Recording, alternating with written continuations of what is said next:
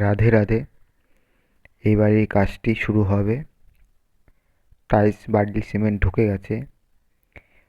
এই ভিডিওটা করার একটাই কারণ, মিস্ত্রিদের জন্য না, পার্টি বাড়ির মানুষের জন্য। যেমন যারা বাড়িতে টাইলস লাগাতে চান, অনেকেই প্রশ্ন করে আমাদের, কোনো বাড়িতে কাজে গেলে বলে যে দাদা আমাদের বাড়িতে টাইলস লাগিয়ে গেছে, এই টাইলস এখানে আওয়াজ হচ্ছে, এই টাইলসটা ছেড়ে দিয়েছে, খুলে গেছে। যে কেন টাইলস আওয়াজ হয় বা খুলে যায়, সেই বিষয়ে কথা হবে এবং স্টেপ বাই স্টেপ কাজের মাধ্যমে দেখানো হবে যে কী প্রসেসে কাজ করলে আর কোন নিয়মগুলো মানলে টাইলস কখনো আওয়াজ বা ছেড়ে দেয় না। সেই নিয়মগুলোই পরের ভিডিওতে স্টেপ বাই স্টেপ আপনাদের সাথে শেয়ার করা হবে যে কীভাবে কাজ করলে কাজটা ভালো হয়। ধন্যবাদ।